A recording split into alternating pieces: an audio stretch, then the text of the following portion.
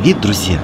Опубликованы кадры проведения ремонта и замены ствола в полевых условиях российской 203 миллиметровой самоходной гаубицы Малка-2С7М. Российские специалисты провели не только ремонт, но и показали процесс проверки ствола САУ в полевых условиях. У нас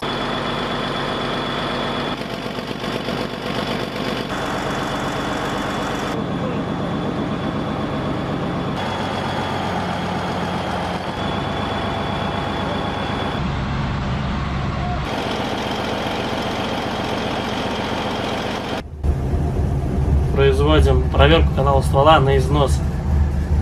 Оборудование считывает нарезы ствола, насколько они изношены.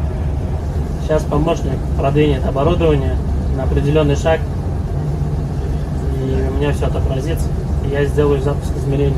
у нас уже это на потоке, и на нас не составляет это труда. В течение 2 часов мы меняем ствол, и машина бывает. На этом на сегодня все. Друзья, спасибо за просмотр и помощь каналу. Мы осветим все.